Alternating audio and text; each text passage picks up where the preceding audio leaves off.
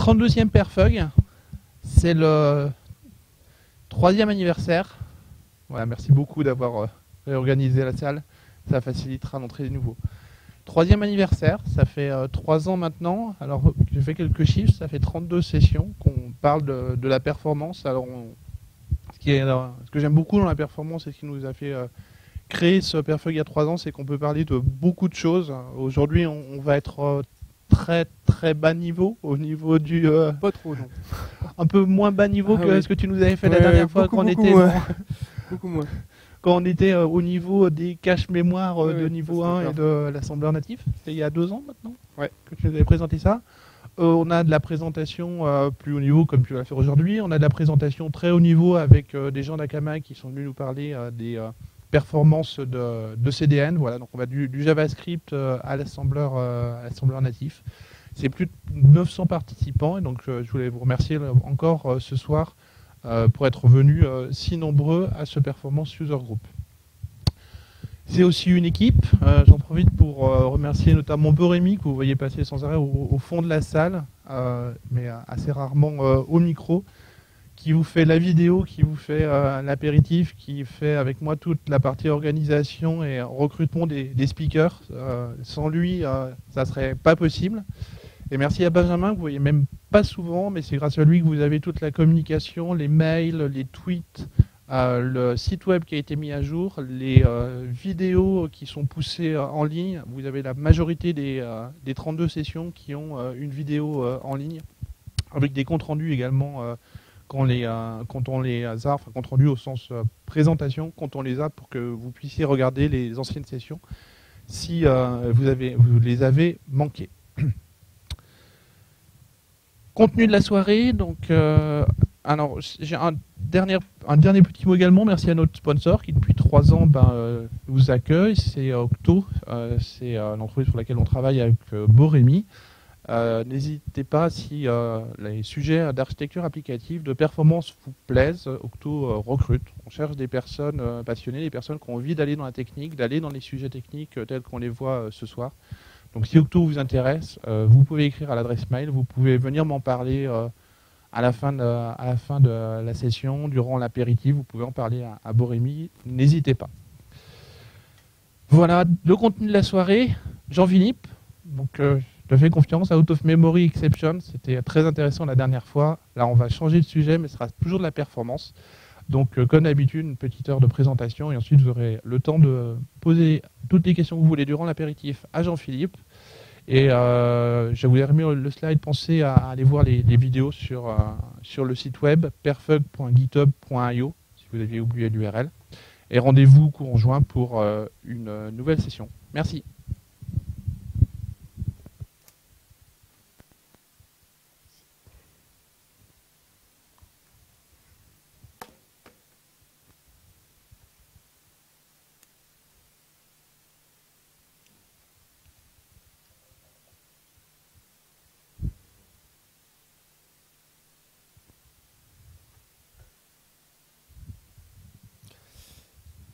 Bien, bonsoir tout le monde, merci d'être présent malgré les grèves.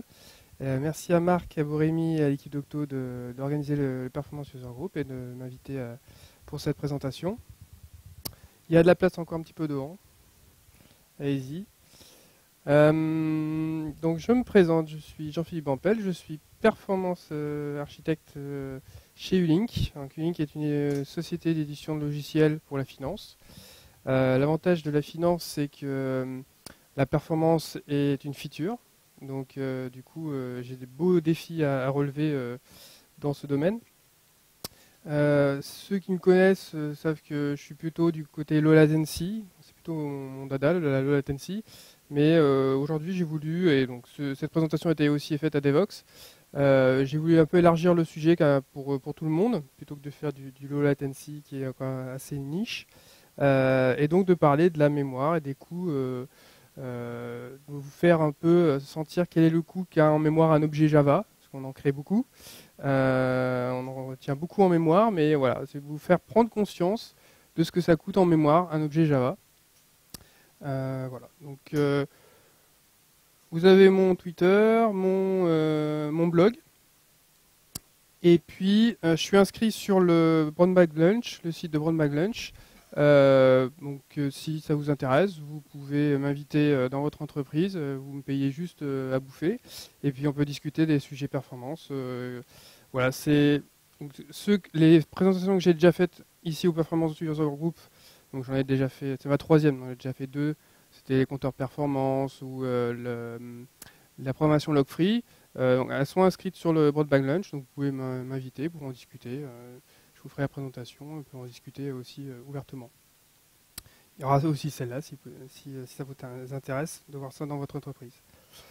Donc ce qu'on va voir ce soir, on va voir un peu comment est fait le Java Lang Object. Qu'est-ce que sont les compress hoops, c'est très important pour les JVM 64 bits. La taille des structures, de données que vous utilisez la plupart du temps avec le JDK.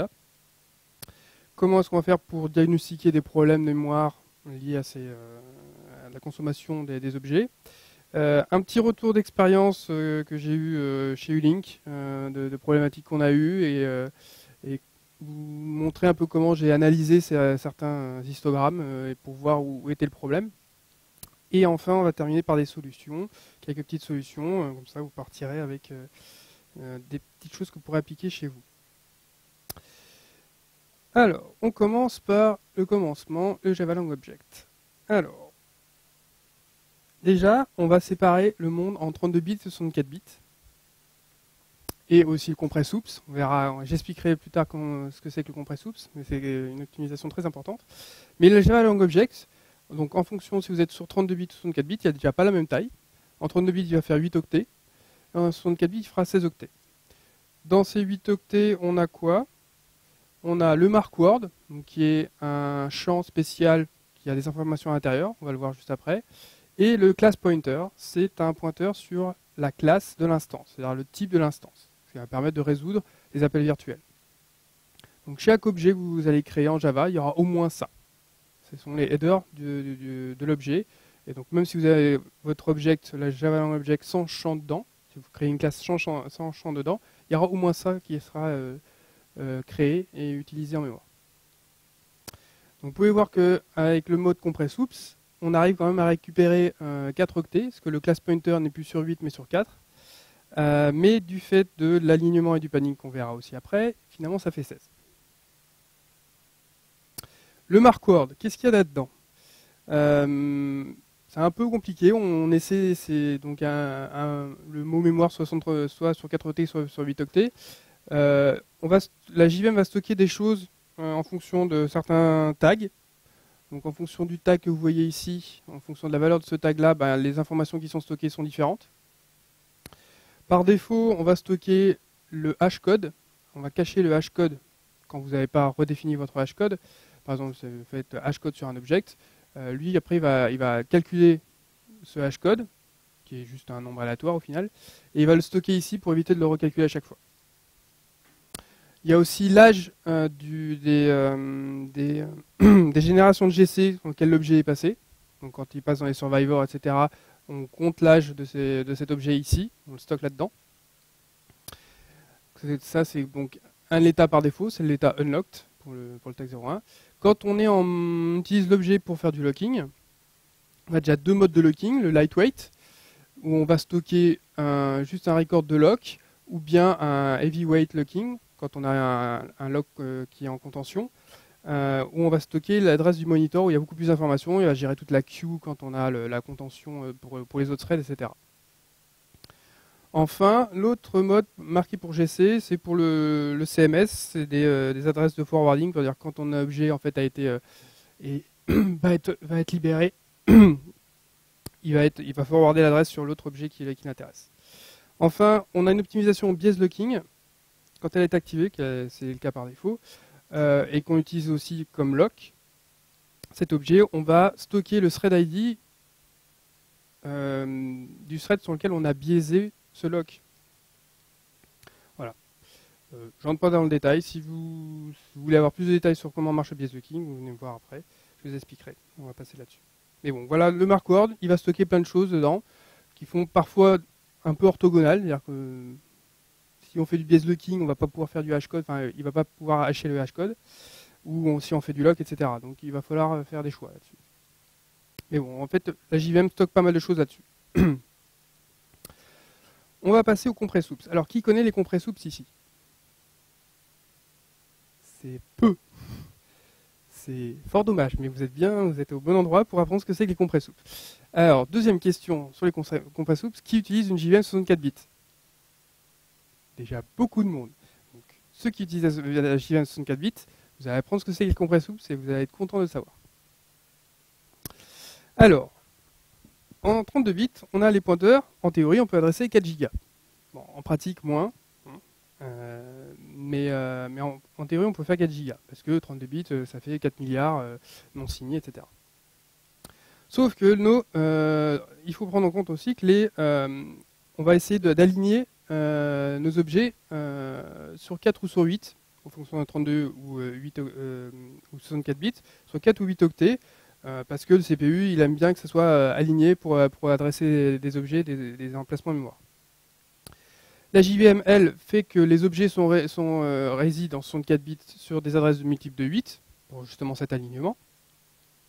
Et on se rend compte que si on fait des adresses multiples de 8, les 3 derniers bits de cette adresse ne sont toujours à 0, ne sont jamais utilisés. Donc on pourrait utiliser ces 3 bits-là pour augmenter notre espace d'adressage et pouvoir stocker plus d'objets. Exemple. Si on a la heap suivante, donc de 0 à 16, on ne met rien parce qu'on gère le null pointer avec ça. Et après, on a des objets qui sont stockés, donc adresse 16, 32, j'ai mis quoi après 48, 64. Et je voudrais maintenant mettre un objet à l'adresse 88, à oui, ici, l'objet. Son adresse en binaire va être celle-là. Donc on a les 3 derniers bits qui sont à 0, il ne sert à rien parce que c'est multiple de 8.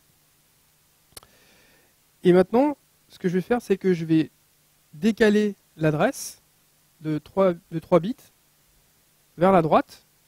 Comme ça, je vais augmenter de 3 bits à gauche l'adressage. Donc sur 32 bits, je vais pouvoir stocker les adresses des objets comme si j'étais pour 32 Go. D'accord? Donc on augmente notre espace d'adressage tout en gardant un stockage sur 32 bits et non pas sur 64 bits. Donc cette optimisation-là est très importante en 64 bits parce que du coup tous nos pointeurs vont pouvoir être divisés par 2 et en pratique on arrive à gagner entre 20 et 30% de mémoire jusqu'à 32 bits, jusqu'à 32 Go pardon, au bout de 32. Donc c'est activé par défaut sur les JVM 64 bits. Vous pouvez l'activer explicitement en faisant use compressoops. Ça vous permet d'avoir un warning si vous mettez plus de 32 Go pour dire ah ben là vous avez mis explicitement compressoops mais comme vous faites plus de 32 Go je peux pas démarrer, enfin je démarre votre JVM mais j'utilise pas les compressoops. C'est dommage. L'effet pervers aussi, enfin pervers, l'effet de bord on va dire de ça, c'est que si vous mettez exactement 32 Go ou plus ou 33 Go par exemple, vous avez déjà une JVM qui tourne pas trop mal, mais vous voulez augmenter un petit peu sa heap, vous mettez 33, tout d'un coup, pouf, vous perdez les compressoops. Et là, vous perdez 20 à 30% de votre mémoire. Oui.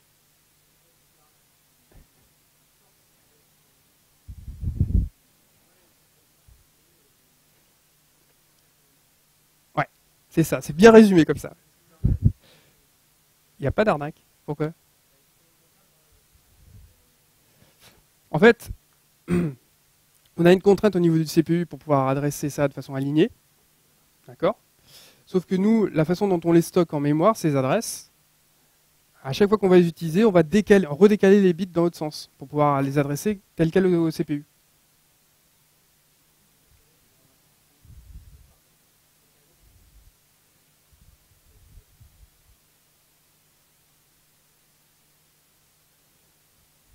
Je n'ai pas suivi là par contre.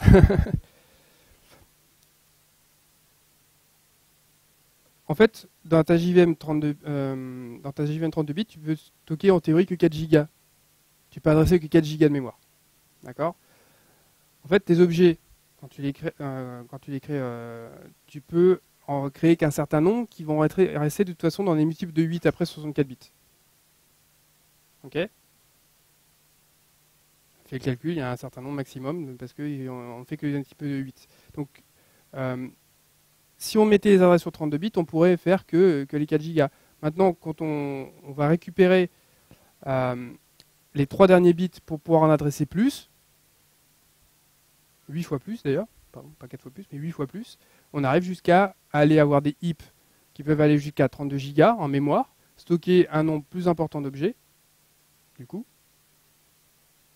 tout en gardant notre adressage, notre stockage de l'adresse compressée sur 32 bits. Est-ce que c'est plus clair? Donc à chaque fois qu'on accède à un objet, il va reshifter l'adresse pour la mettre sur 64 bits en fait, parce que du coup elle est plus grande, hein, forcément. Mais il le fait à la volée. Il n'y a pas besoin de stocker cette adresse qui est décompressée. C'est pour ça que qu'on a passé à une version compressée. On la stocke compressée, mais dès qu'on veut l'utiliser, on la décompresse sur 64 bits. Mais c'est que à l'utilisation. C'est vraiment totalement volatile. D'autres questions? Ouais.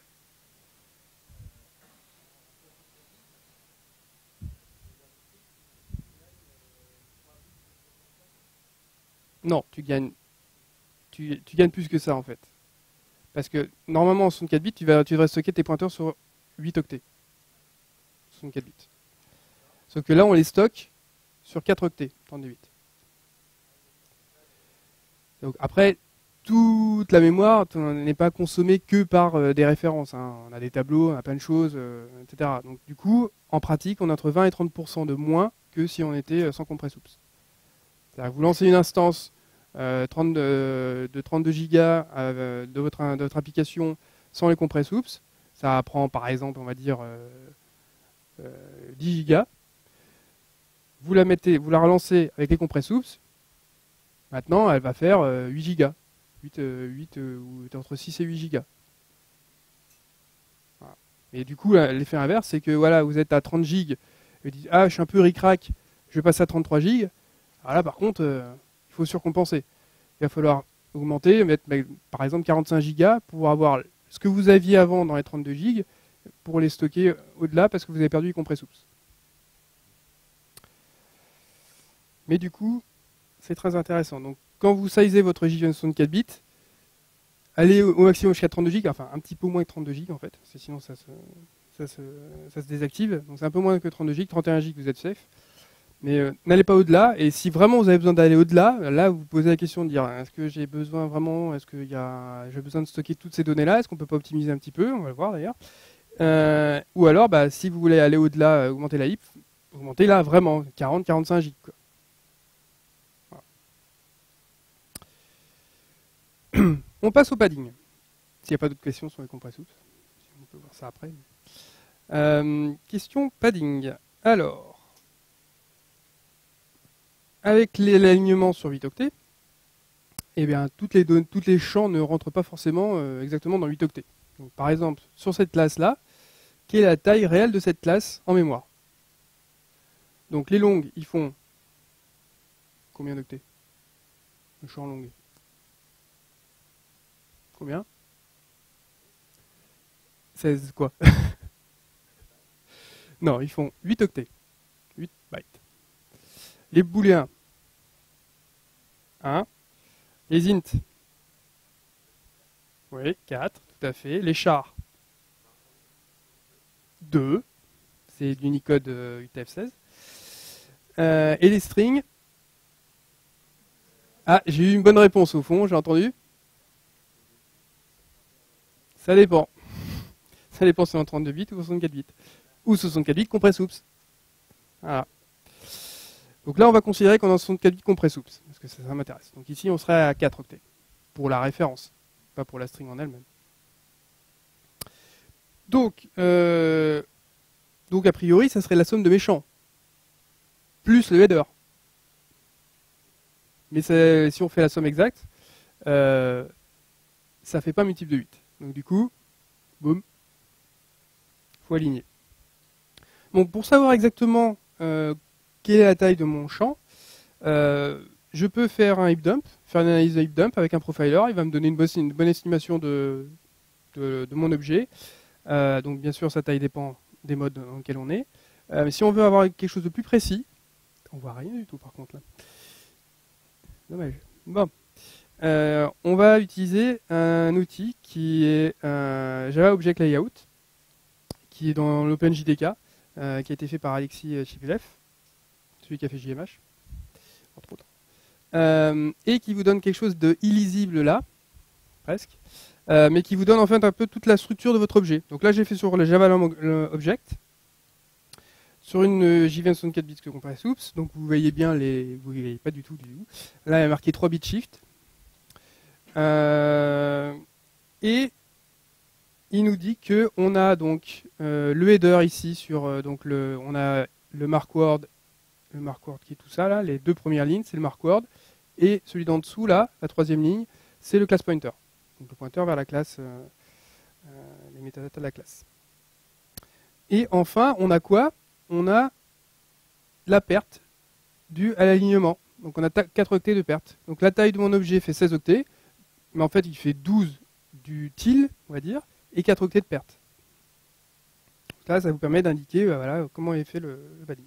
Si on prend la classe que je vous ai donnée juste avant, au Java Lang Object, au Java Object Layout, pardon, la classe data, ça nous donne ça. Donc je vous le lis hein, parce que c'est illisible. On a donc le object header, pareil, hein, et on a le champ int en premier, le long, le char, le booléen, du padding, et la référence sur une string. Je reviens sur ma classe, c'est pas du tout l'ordre dans lequel j'ai déclaré. Qu'est-ce qui se passe? Tout à fait. Donc, l'ordre dans lequel vous déclarez la classe n'a absolument aucune importance. La JVM, elle fait ce qu'elle veut avec, donc elle réordonne pour que ça minimise la place perdue en fonction de la longueur du type. Donc là, elle a commencé par mettre un type int de 4 octets, parce que c'est là où on a l'alignement qu'on avait perdu pour le Java Lang Object. Hop, là, ça y est, j'ai mon truc qui est bien aligné. Ensuite, on essaie de mettre le long qui fait 8 octets, donc ça c'est facile. Pouf, une ligne. Après, il met le char et le booléen. Et après le booléen, comme c'est un octet, ben, du coup j'ai de la perte. Mais j'ai qu'un octet de perte. Et ensuite j'ai ma référence string. Donc du coup il me dit en résumé, un seul byte interne, c'est-à-dire interne des champs, a été perdu sur une taille totale de 32 octets. Oui.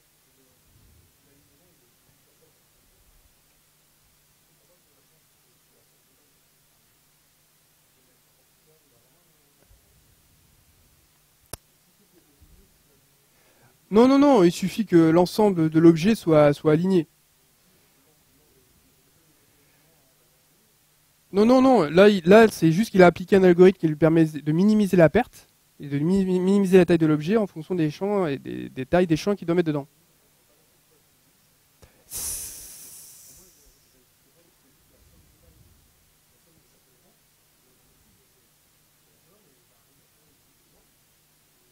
Ouais, mais tu vas avoir, si tu fais ça, en fonction de comment tu as mis tes champs, si tu suis l'ordre des champs, tu risques d'avoir des trous, des gros trous en fait.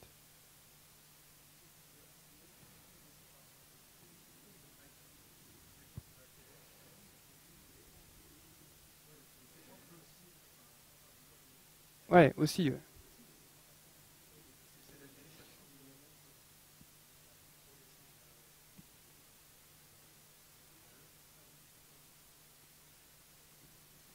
Mais c'est aussi pour minimiser cette perte-là. Parce que alors je l'ai pas fait, j'ai pas fait l'exercice, mais si on le faisait là, euh, là par exemple le long, bah là on se pose pas la question, c'est 8 octets, donc là c'est une ligne, on va dire.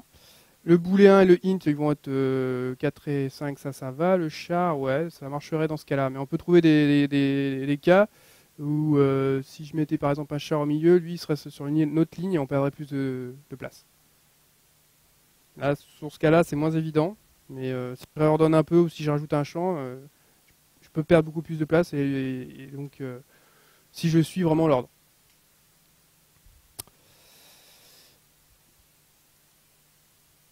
Voilà pour le padding. Maintenant, on va passer un peu au corps de cette présentation, la taille des structures. On va commencer par, on a vu le Java Lang Object, on va continuer sur les tableaux. Dans les tableaux, c'est des objets un peu spécifiques dans la JVM. Donc ils sont considérés un peu comme des objets, même s'ils ne dérivent pas d'objects. Donc ils ont la même chose, ils ont le header 64 bits. Donc la puce compressouple, donc ça me fait 16 octets avec les 4 octets de padding. Mais on rajoute dessus la taille il y a un champ supplémentaire pour la taille du tableau. Donc du coup, la taille du tableau, là, dans ce cas-là, ça tombe bien, ça va juste aller dans mon padding. Mais si on est sans compressouple, les tableaux sont plus gros. Et en compressouple, ils font 16 octets. S'ils étaient en 64 bits non compressouple, ils seraient 24 octets. Intéressant. Donc, voilà un liste, je ne vais pas aller dans le détail, mais voilà, en fonction des types des tableaux, les tailles sont différentes. Hein, pour 32 éléments d'un tableau. Voilà. Donc ici, on a la même chose pour un int et un object, ça sera la même taille. Parce que mes références d'objets font 4 octets, donc c'est la taille d'un int. Passons aux choses plus intéressantes, comme la classe string. Alors la classe string, c'est un peu le bazar, pour pas rester poli. En JDK6, il y avait 4 champs.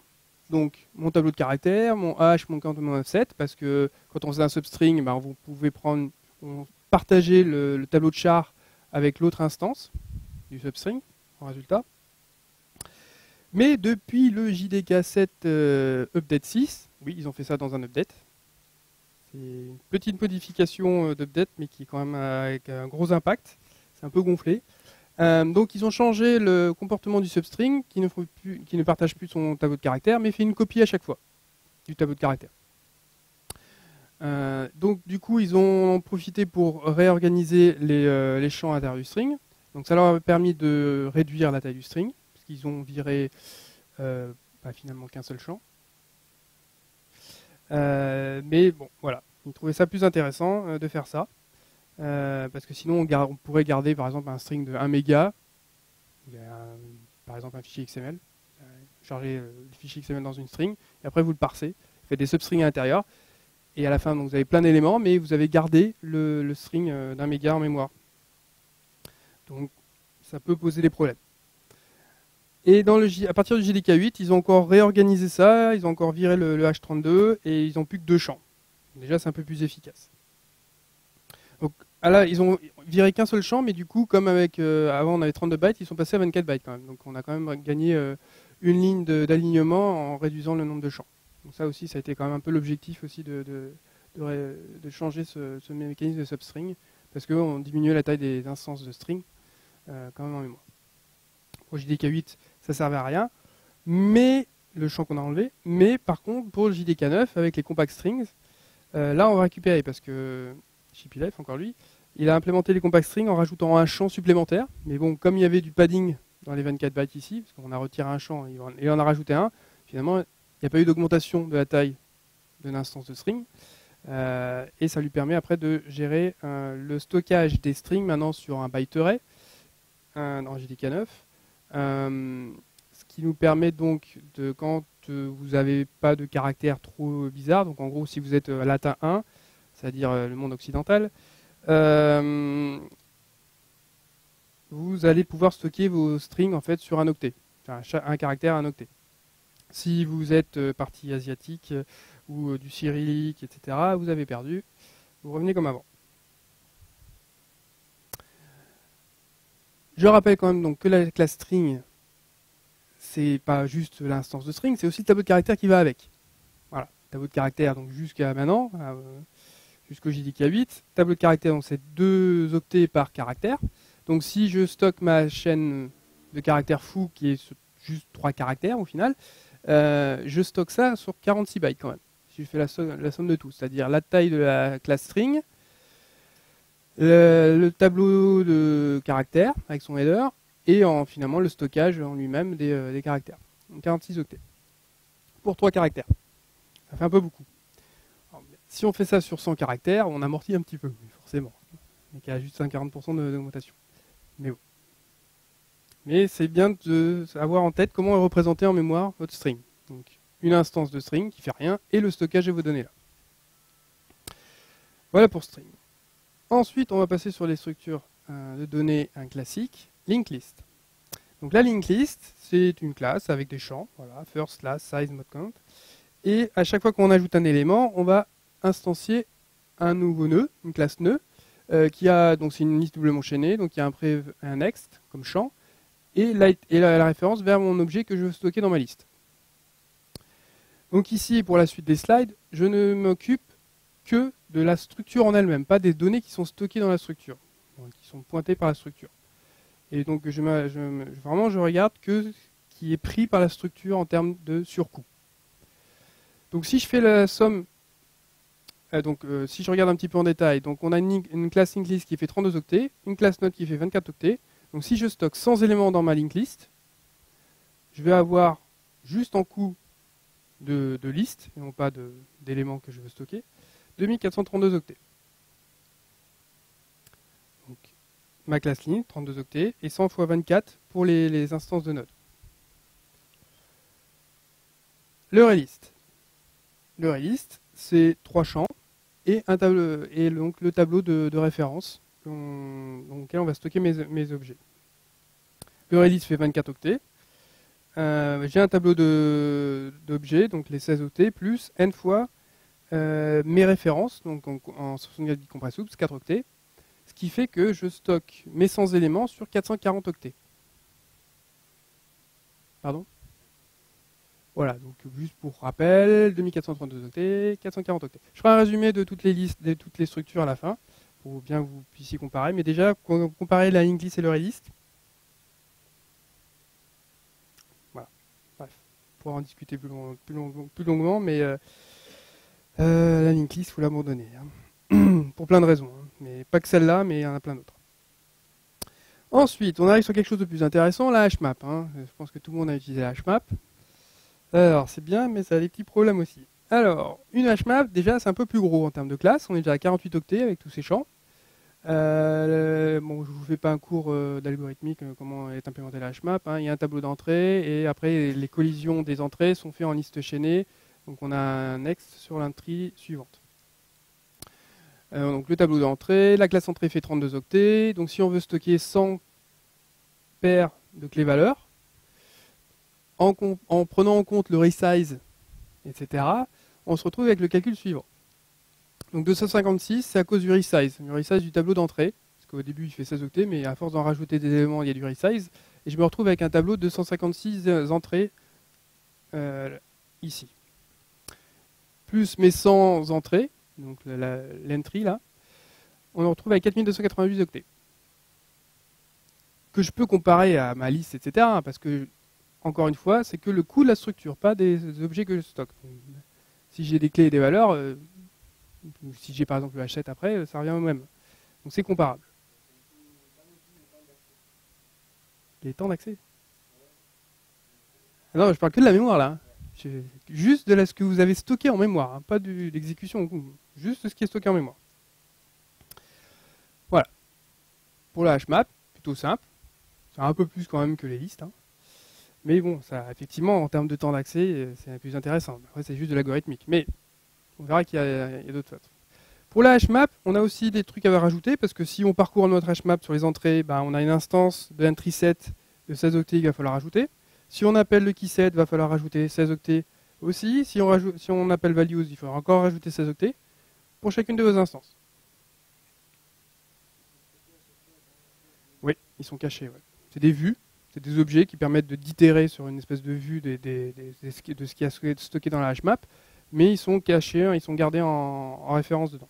D'ailleurs, c'est pour ça que vous avez ces champs-là, entry set, key set et values, pour conserver justement ces instances-là. Alors, pour justement, c'est des inner classes, non statiques. Donc, je vous ai mis un petit exemple de JOL, Java Object Layout, sur ces instances-là. L'avantage, c'est qu'elles font 16 octets. Comme c'est des inner classes, elles ont le pointeur de la classe englobante à l'intérieur. On peut voir ici le 10$0. Donc il y a un champ supplémentaire, mais comme ça rentre dans le padding, ça va, c'est pas trop mal quand on est en compress oops. Le H7. Alors le H7 c'est facile, c'est une HMAP avec juste une classe au-dessus. Donc c'est le coût de la HMAP plus le coût de la classe H7 qui fait 7 octets. Donc 4304. Voilà. Simple. Pas besoin d'en faire des tonnes. La trimap. La trimap aussi c'est pas mal. Alors, beaucoup de champs. Je ne vais pas rentrer dans le détail. c'est un peu la liste chaînée, donc on a des entrées, hein, c'est un arbre rouge-noir. Hein. Alors le problème de l'entrée, comme je l'ai mis, c'est une double pénalité. J'ai pas mis le jol, je vous laisserai faire le jol sur l'entrée. Il y a double pénalité parce qu'il y a, à cause du booléen, on a un padding qui est interne et en plus on perd en externe aussi. Ce qui fait que l'entrée est quand même assez grosse, même par rapport aux champs qui sont dedans. Ce qui fait que pour 100 éléments, on est à 4048 bytes. Voilà. Et on a aussi sur la trimap, pareil que sur la hmap, on a des petits sets qui rajoutent un petit peu d'instance. Et le descending map aussi, là, quand on fait à l'inverse, là, dans l'ordre décroissant, on va dire, on a 56 bytes pour cette instance-là. Là, elle est assez grosse. Voilà. Alors, la concurrente hmap, ça c'est un truc aussi que pas mal de monde utilise. Alors, j'ai mis 1.8 parce que on verra juste après comment c'était en 1.7. C'était sympa. Mais là, ils ont fait des optimisations dans la 1.8, donc il y a vraiment un réécriture de la concurrente hmap en 1.8, moi j'ai dit qu'il y a un 8, qui fait qu'on est au final pas trop mal en termes de stockage par rapport à une hmap classique. Voilà, la classe elle a beaucoup de champs, elle fait 64 octets, mais après les nœuds font 32 octets, donc on n'est pas trop mal. Voilà. Donc ça c'était en JDK 8, en JDK 7, c'était le bazar total. J'en ai un petit peu chié pour faire les calculs, etc. Vous voyez un peu, il y a des parenthèses et tout ça, parce que c'est très compliqué. Rapidement, la concurrente hmap en fait faisait du striping, c'est-à-dire qu'on essayait de distribuer les locks. Donc c'est pour ça qu'en fait on a une espèce de double hashing avec les segments en premier. Donc les locks se faisaient par segment, parce qu'en fait la classe segment dérive de réentrante lock. Donc c'est pour ça qu'elle vient avec plein de choses, avec les syncs, etc. Donc elle dérive du réentrante lock, donc on a le coût du réentrante lock et des objets non-fair-sync qui font la gestion du lock, etc., qui sont à chaque fois par segment, sachant que par défaut, une concurrente hmap sur un set, c'était 16 segments. Donc d'où le 16 fois tout le bazar. Là. Et après, on a la gestion de la table dans le hmap classique. Donc on a vraiment deux niveaux de hashing, en fait. Donc on se trouvait avec 5760 bytes pour 100 éléments sur la concurrente hmap. Parce que par défaut, on avait déjà 16 segments qui étaient pris avec tous les locks, etc. Donc ils ont optimisé en 1.8 en réutilisant en fait les nodes un peu la hmap classique et en loquant que par entrée en fait. Donc déjà de passer JDK 1.7 à 1.8, si vous avez beaucoup de concurrentes hmap, vous pouvez déjà réduire votre mémoire rien qu'avec ça. Et vous allez voir dans mes War Stories, c'était pas mal. Donc voilà, c'était pour l'anecdote parce que c'était vraiment assez couillu. Au final, le résumé de mes structures, sauf si vous en avez d'autres en tête, mais bon, oui. Non, ça change pas grand-chose. Ouais, oui, le rehash était moins gros, c'est-à-dire que tu vois, il y a 32 seulement. Oui. Pardon ? Non, en termes de contention, c'est la même chose en fait. En fait, ici, pour la 1.8, ils utilisent le nœud là pour faire le segment d'avant. Le lock, en fait, il est là-dessus. D'accord ? Donc ils utilisent en fait le bucket de collision pour faire le lock. Il n'y a plus une double hashing, il n'y a qu'un seul hashing en fait, il n'y a qu'un seul niveau de hashing. Et la hash table, elle est loquée au niveau de la classe globale. Non mais entre les deux implémentations des concurrents hmap, je parle. Alors là, faut demander à Dougly. Pourquoi il s'est chié dessus au début. Donc voilà, donc en résumé, pour 100 éléments, l'overhead de stocker 100 éléments dans les structures suivantes, voilà, trié par ordre croissant. Donc le relist gagnant de beaucoup, 440. Après, forcément, je vous donne juste à comparer en termes de stockage, bien sûr, l'utilisation n'est pas le même. On est d'accord. On va pas dire ah ouais, je vais stocker tout mon dictionnaire dans un Neureis parce que ça prend moins, mais sauf qu'en temps d'accès, c'est une catastrophe. On est d'accord. C'est juste pour vous donner conscience, vous preniez conscience du coût de stockage de ces structures. Et que parfois, ça peut être ces coûts de stockage qui remplissent toute votre JVM. En tout cas, personnellement, moi, quand j'ai regardé des analyses de HIP, je me retrouvais avec que de la structure. Des HN-tree de partout. Et au final, mes données, elles étaient beaucoup plus loin. On va le voir. Donc voilà, pour les collections et leur coût. Oui.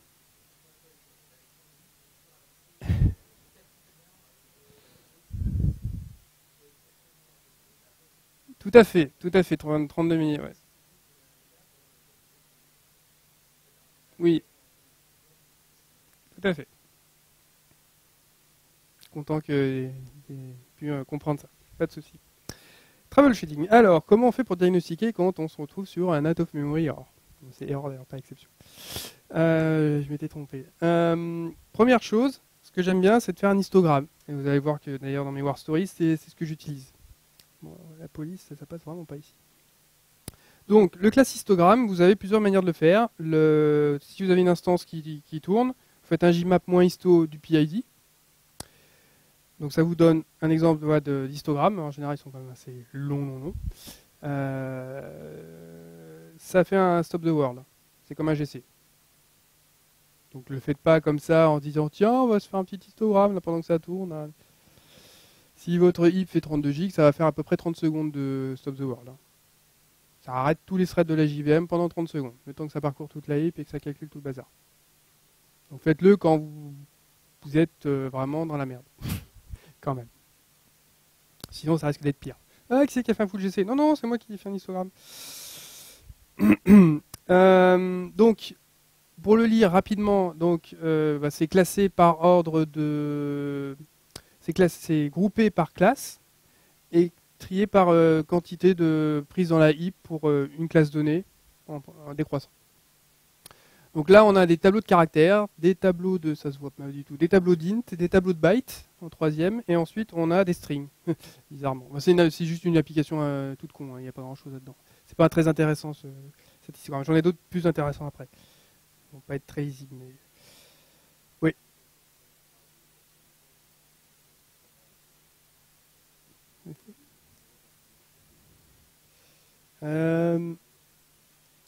C'est vrai que moi j'ai un truc qui est assez costaud. Je vais voir si j'y arrive.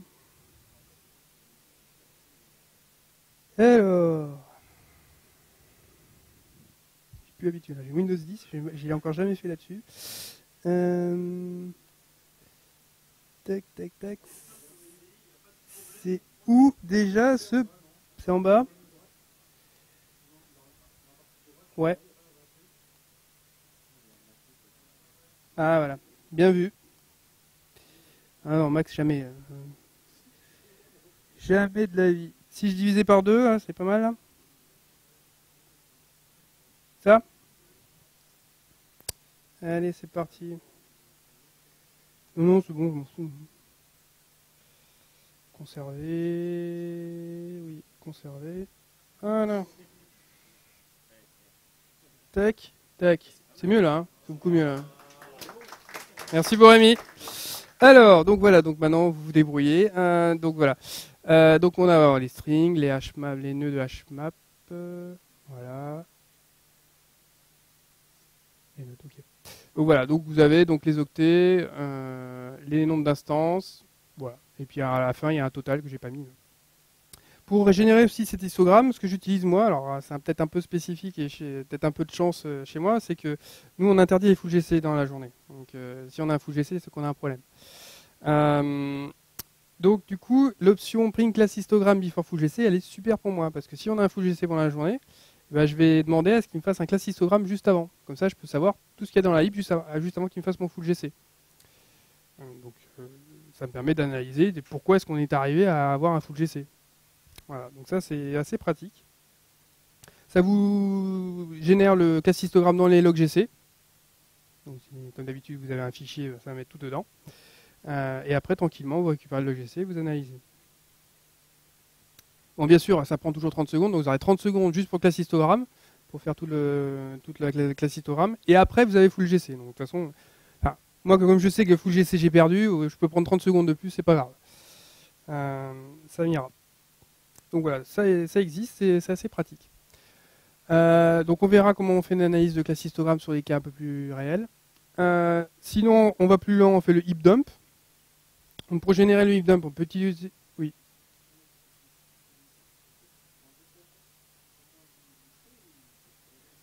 Ah non, c'est deux trucs différents. Puis ça peut être un temps complètement différent. Enfin, il prend 30 secondes rien que pour parcourir la heap, et après il fait son full GC, qui peut être plus ou moins long, mais en général, une petite minute. Donc pour générer le heap dump, JMap aussi. Par contre, c'est moins dump live avec le format binaire, le nom du fichier et le PID. On a aussi des petites options JVM bien sympas qui permettent quand on a un out of memory error, de faire un heap dump automatique en indiquant où le mettre avec le dump pass.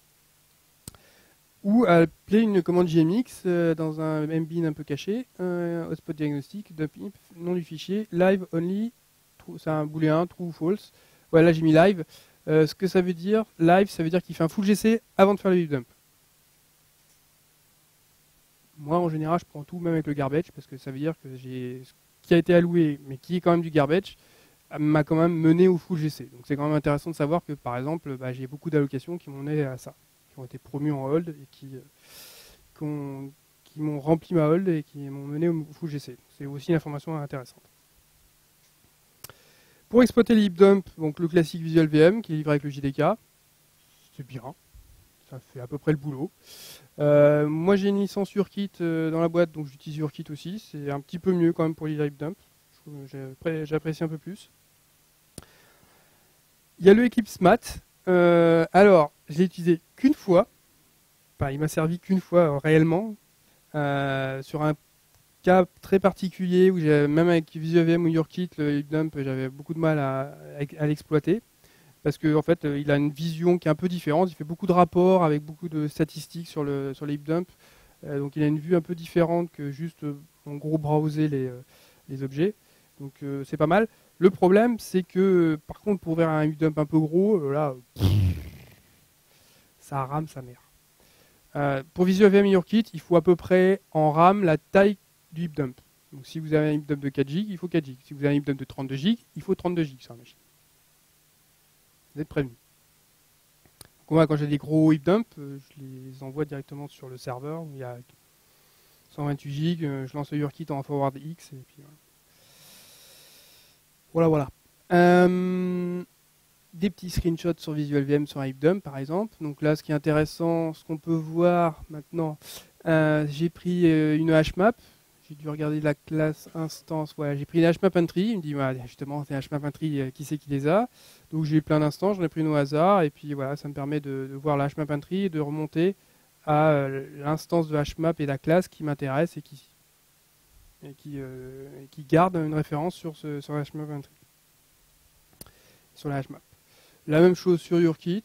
Voilà, moi j'ai une petite préférence pour URKit. Mais bon, comme j'ai des licences dans la boîte, je suis un peu biaisé forcément. Même principe, j'ai mon hmap entry, j'ai récupéré il y a un peu plus d'informations pour pouvoir récupérer les classes et même le thread et le class order.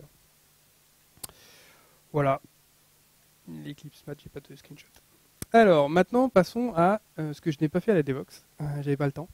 Mais ce qu'on m'a demandé aussi en retour, c'est d'avoir des cas concrets où je fais des analyses et comment je fais l'analyse. Donc voilà, donc c'est des cas concrets que j'ai eu à Ulink. Voilà, donc j'ai eu sur une application de monitoring d'ordre ce class histogramme là. Donc vous voyez que les chiffres sont déjà beaucoup plus gros. La heap devait faire à peu près 32 Go, voire un peu plus même d'ailleurs, parce que vu les chiffres, c'est même un peu plus que 32 Go. Et qu'est-ce qu'on voit en premier? Oh, bizarre. des H-entry. Pour, je vous fais le calcul rapide, hein, c'est 20 gigas. Il y a 20 gigas de H-entry. Pour 42 millions d'instances, si je ne me trompe pas. Non, c'est plus que ça. 421 millions d'instances, pardon. Donc j'ai 421 millions d'instances de H-entry qui me prennent 20 gigas. Voilà.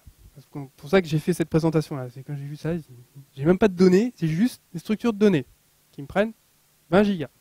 Voilà. Ensuite, deuxième simple behavior order, là c'est par contre c'est mon objet business. C'est mon ordre. Là ok. D'ailleurs, au passage, vous pouvez faire déjà les calculs de la taille des... faites le ratio, vous avez la taille de la classe.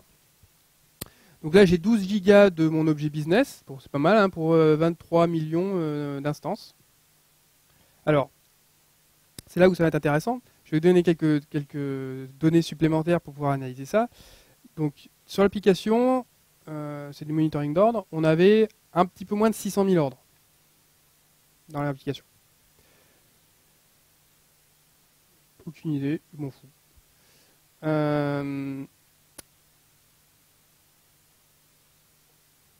Et il y avait, ce qui est intéressant, c'est ce truc-là, c'est le machin view bidule container là. Il y en a 40. En fait, ça c'est en fait mes vues des ordres. Donc j'avais 40 vues d'ordre, j'avais 40 utilisateurs qui regardaient les ordres. Et dans chaque vue, en fait, on a cloné les ordres. Donc si vous faites le calcul de 40 fois à peu près un peu moins de 600 000 ordres, vous avez 24 millions, enfin un peu moins, ce qui est à peu près le chiffre là. Donc voilà, donc soit vous avez des connaissances de l'application, vous savez que dans cette classe-là, on en a 40, on met tous les ordres dupliqués. Ça a ses problèmes. Soit vous en déduisez un petit peu ça, c'est-à-dire que là, moi je sais, donc ça veut dire que tous mes ordres, en fait, ils sont répartis dans mes containers, ça tombe pile poil dans mes chiffres, etc. Donc vous faites un petit peu de maths, et vous voyez que effectivement dans chacun des containers, on a 600 000 ordres, grosso modo. Et après, c'est marrant parce que quand vous avez remarqué ce chiffre-là, vous allez le remarquer un peu partout. Ça aussi, ça vous donne de l'information. Donc, là, le concurrent H-entry avec les 421 millions, pour l'instant, j'ai pas grand-chose. Donc, ça prend beaucoup. La relation que je peux avoir, c'est qu'effectivement, les H-entry sont stockés dans les tableaux de H-entry, qu'on voit ici. Tout à fait. Bien vu. Et donc, voilà, j'ai 23 millions de tableaux de H-entry, et j'ai aussi 23 millions de concurrents HMAP. Donc, voilà, on fait toutes les relations de comment c'est structuré. Donc, on a 23 millions de concurrents HMAP, donc on en déduit que on a une concurrente HMAP par ordre. Donc, voilà, vous ne connaissez pas l'application, mais vous pouvez juste en analysant ça savoir à peu près comment c'est foutu. Donc, dans chaque ordre, en fait, on stocke des properties qui sont dans des maps. Voilà, tout bêtement. Et quand on a 23 millions d'ordres, voilà, ça fait tout ça. Qu'est-ce qu'on a d'autre qu'on peut tirer comme information? On a des HMAP aussi, 26 millions. Il y a de grandes chances qu'on ait aussi une HMAP par ordre, en plus.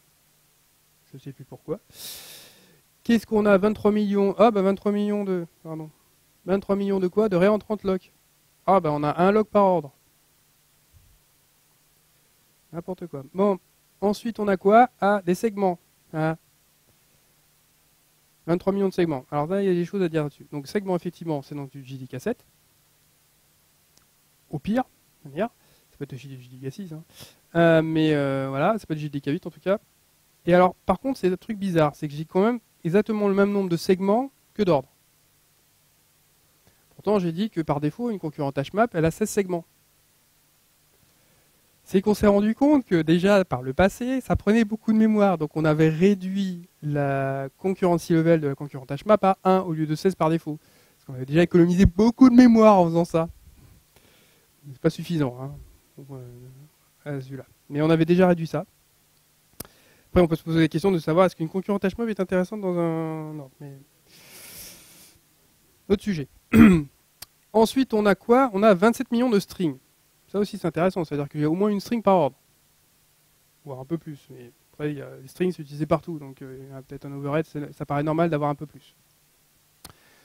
Après, on a d'autres classes, on s'en fout un peu, pareil, ça vient de la hiérarchie, tout ça, c'est tout à fait normal quand on connaît. Il y a les tableaux de segments qui sont là d'ailleurs, 23 millions, pareil aussi. Vous voyez que déjà en termes de structure, avec les concurrents HMAP, on les voit à plusieurs niveaux. Hein. Faites la somme de tout ça, ça fait un sacré paquet. Hein. Donc voilà, c'est vraiment à cause de ça que j'ai fait cette présentation-là. Vous faire prendre conscience que des fois, on met des structures, c'est bien, c'est pratique, mais sauf que c'est explosé en mémoire et ça prend une taille phénoménale. Oui.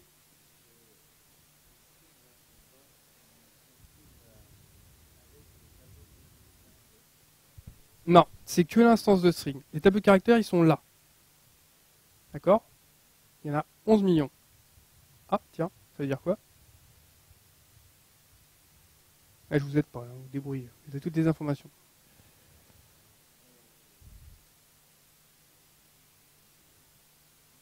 Non, ça c'est pas possible. Ça pourrait être ça. Ça pourrait être ça, tout à fait. Ça pourrait être ça. Non, ça peut pas être ça. Non, c'est pas ça. Perdu. Non. Oui. Donc ça veut dire que je suis en un JDK 7 en dessous de 6. En dessous de l'update 6. Peut-être même d'un JDK 6 en fait. Parce qu'on a plus d'instances de string que de tableaux de caractères. Alors que à partir du JDK 7 update 6, vous aurez forcément au moins un tableau de caractères par instance de string. D'accord?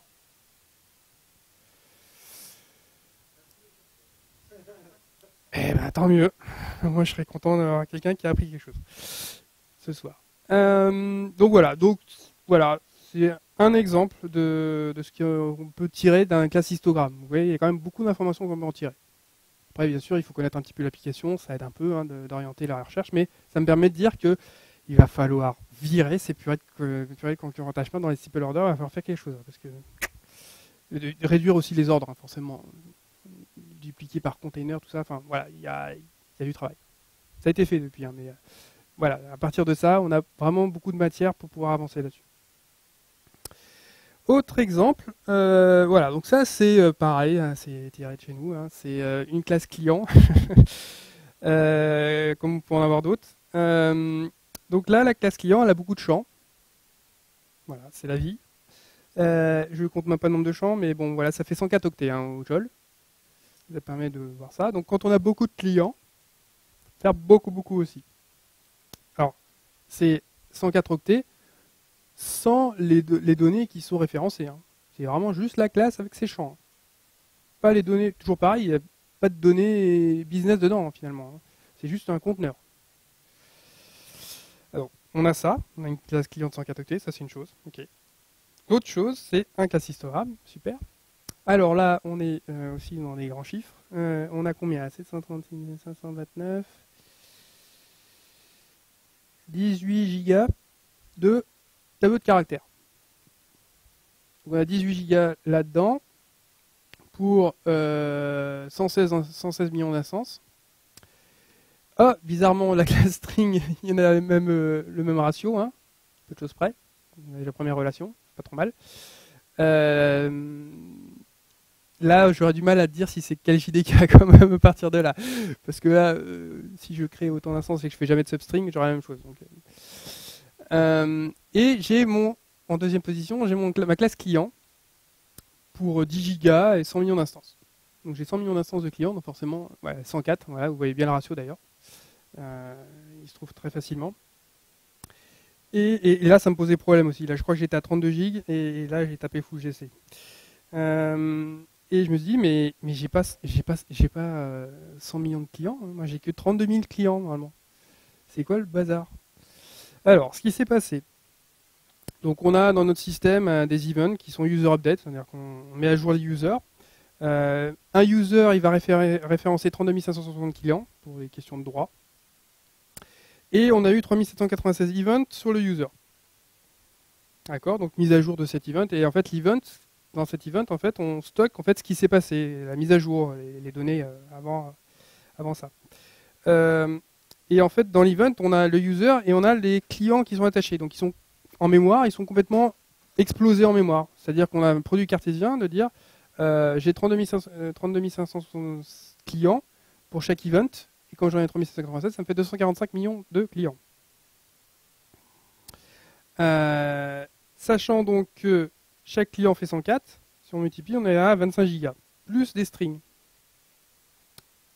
Et donc, comme on peut voir la relation, j'ai environ 11 millions de strings,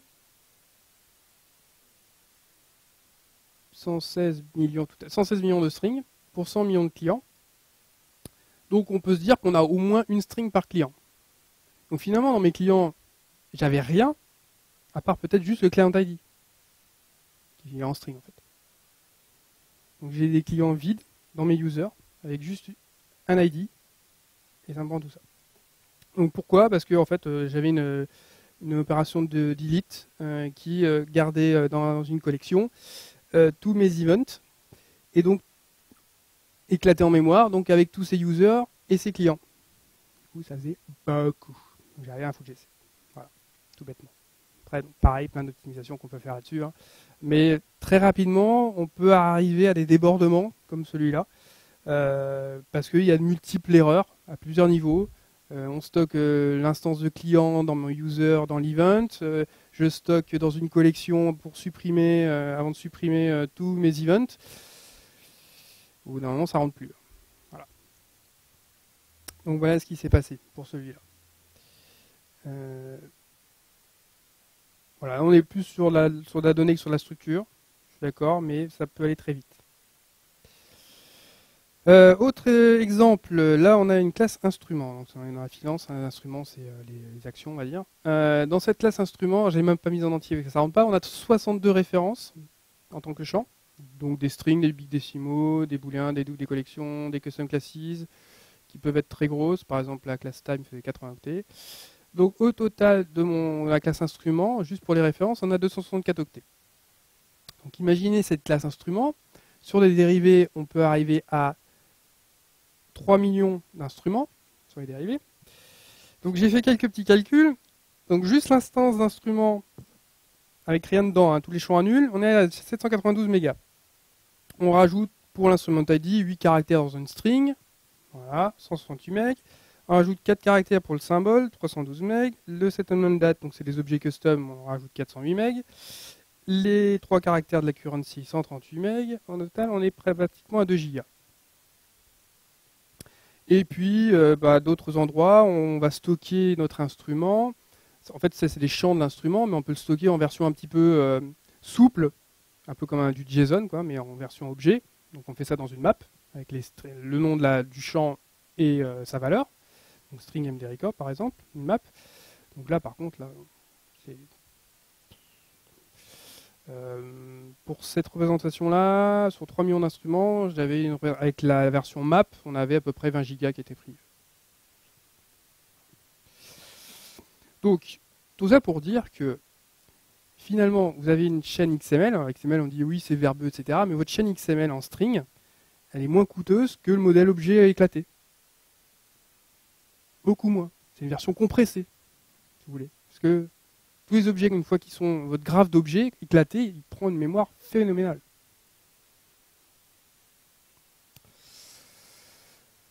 Les solutions à ça. Quelques pistes en tout cas. Pas de solution à tout, mais vous voyez qu'il y a des fois il y a des choses à faire directement dans l'application plutôt que directement pour avoir des optimisations plus concrètes. Alors, quelques pistes de solutions pour régler ce genre de problème. Le pattern flyweight.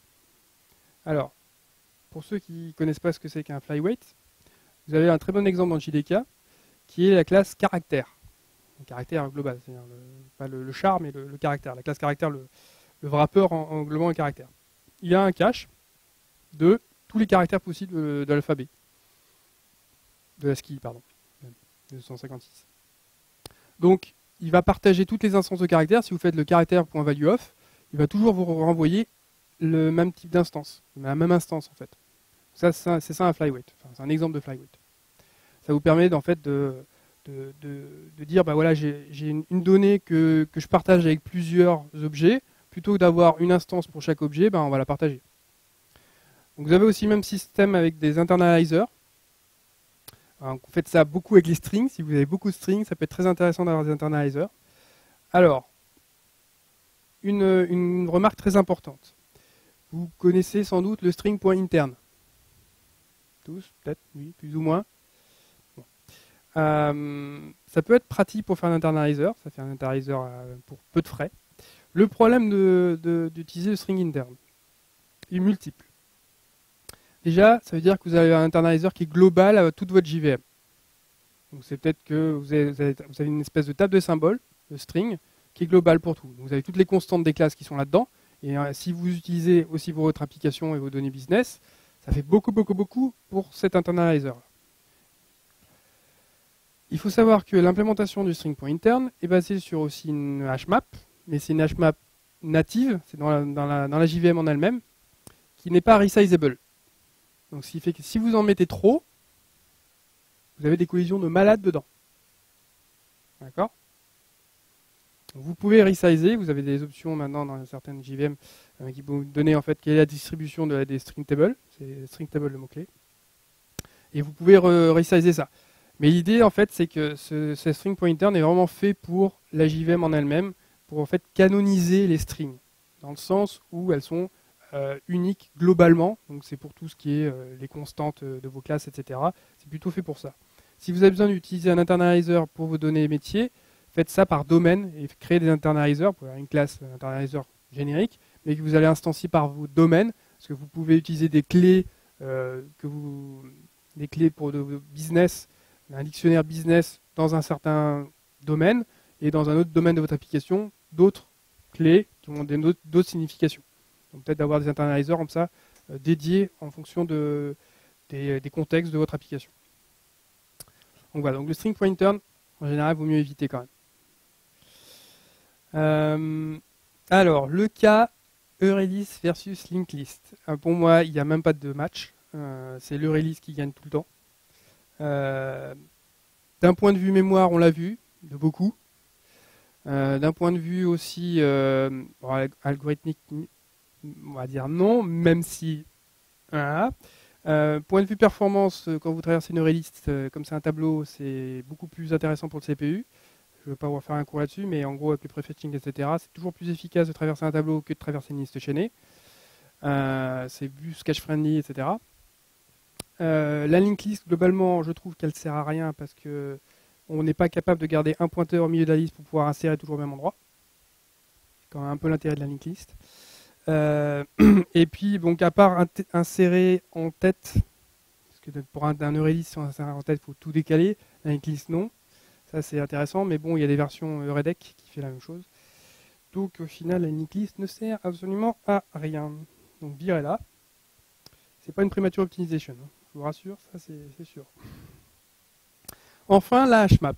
Donc, la hmap, vous avez vu, c'était un peu ma bête noire à un moment donné, c'est que la hmap, avec ses collisions, ses entrées, à chaque fois qu'on ajoute un élément, on a une entrée. Donc, on a un coût à chaque fois qu'on a une entrée.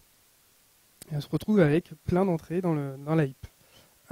Si vous avez comme ça beaucoup d'instances de hmap, avec beaucoup d'éléments que vous stockez, il y a une alternative qui est très intéressante, c'est l'open addressing. Donc c'est l'open addressing, c'est une autre façon de gérer les collisions. Que vous avez peut-être dû apprendre ça à l'école en cours d'algo. On s'est dit oui mais non, mais de toute façon la Link 6 ça marche toujours, c'est bien. Sauf qu'en fait c'est super intéressant dans ce cas-là, parce que on élimine les entrées, tout bêtement. On n'a plus que des tableaux d'entrée qu'on avait au début. Alors, ils sont un petit peu plus gros, mais ça amortit très bien le coût qu'on a sur les entrées dans une hmap. Donc moi je l'ai utilisé à 2 reprises avec des résultats qui sont vraiment très bons.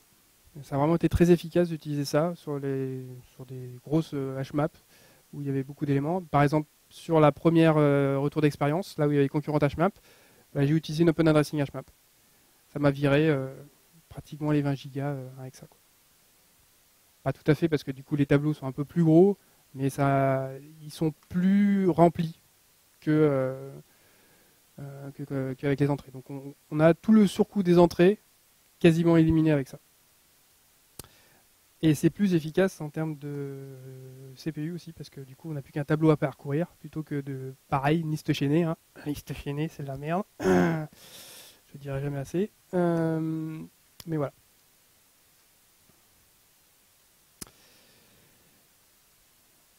En conclusion, donc vous connaissez peut-être cette punchline, hein, donc mesurer, ne pas deviner un peu ce que va faire. Tiens, la tête à HMAP là, on va peut-être la virer, elle doit prendre beaucoup. Non, mesurez, prenez votre classistogramme, mesurez. Moi, ce que je rajoute à cette punchline, c'est mesure don't premature. Ça veut dire mesurer, c'est certes, mais là, je vous donner des solutions, par exemple l'Open Addressing HMAP. Ne sortez pas de cette salle-là et dire ah bah demain, je vais mettre des Open Addressing partout. Mettez là où il y a vraiment un problème. Donc mesurez, faites un classistogramme, regardez si vous avez beaucoup de hash entry, vous voyez, après faites un heap dump pour savoir où elles sont, qui retient ces HMAP, pourquoi on en a autant, posez-vous la question, et si vraiment c'est justifié, vous pouvez peut-être passer sur un Open Addressing HMAP. Mais ne partez pas d'ici en disant je vais mettre Open Addressing HMAP, Jean-Philippe il a dit ça, c'est bien, c'est génial. Par contre, donc, la link list, par contre, vous pouvez la virer, hein, ça c'est sûr, il n'y a pas de souci. Mais non, mais mesurez d'abord, prenez une bonne décision à ce moment-là, et ne remplacez pas tout bêtement en disant bah, tiens, on m'a dit fais ça, c'est une rule of thumbs, c'est une règle empirique, sachez pourquoi vous le faites. Les références qui m'ont aidé à faire cette présentation, donc le Java Object Layout, donc qui est dans l'OpenJDK, un blog de Shipylef, pourquoi vos profilers peuvent vous mentir sur la taille de vos objets, et pourquoi le Java Object Layout c'est bien, mangez-en. Et deux présentations, deux slides, deux présentations et articles qui m'ont aidé aussi, qui m'ont inspiré à faire cette présentation-là. Qui parle un peu aussi des surcoûts des objets en mémoire en Java. Voilà. Une question.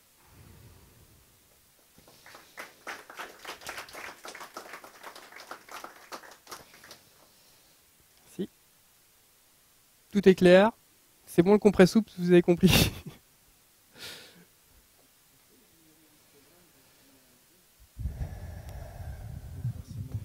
En fait...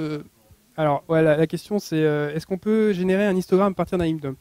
En général, les outils qui analysent les heap dumps vous donnent en fait cet histogramme implicitement.